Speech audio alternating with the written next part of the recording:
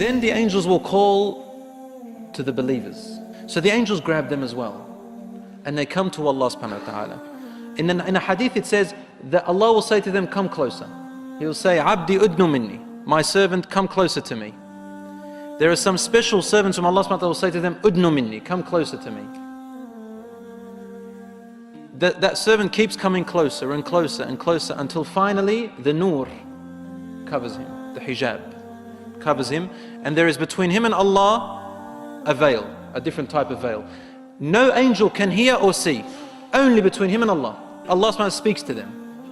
In a speech, Allah's speech, we know that Allah subhanahu wa ta'ala has a speech. He told us this in the hadith and in the ayat. He speaks, He has a speech, but we don't know what this speech is like. لَيْسَ كَمِثْلِهِ شَيْءٍ وَهُوَ السَّمِيعُ الْبَصِيرُ. There is nothing like Him, and He hears and sees all things.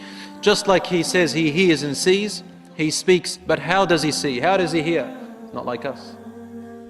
In a manner that befits Him, He knows subhanahu wa ta'ala. We accept it as it is. And Allah says to him, Abdi, look at your records. And he sees sins. Allah says to him, didn't you know that you did this sin and I could see you? You did it in secret and I could see you.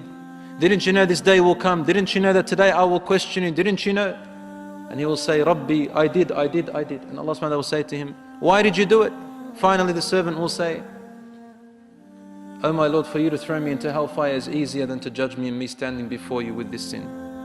So then he looks at the other, next page. He sees another sin, worse than the other one.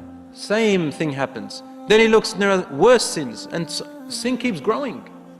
And this poor believer is sitting there saying, my Lord, in the end he says, Khalas, I'm actually going to hellfire.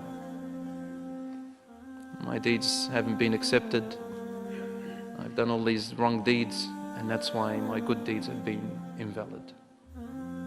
So when he is certain that he's going to end up in hellfire, Allah says to him, Abdi, you know how you kept it a secret in the former life? He says, yes. He said, why did you keep it a secret? He says, because I was ashamed of my sin, my Lord. He says, Satartuha alayka fid dunya. Don't you see I kept it a secret in the former life? I didn't expose you. And that was part of my mercy. وَالْيَوْمَ أَسْتُرُهَا عَلَيْكَ. And today, I will keep it a secret.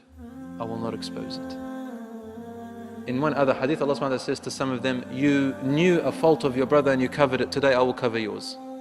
He turns the page and he sees his first good deed. Then he turns and sees a better deed, and his deeds keeps growing. Then he turns back and the records are empty. The records are empty of his sins. The angels don't know. It's wiped off.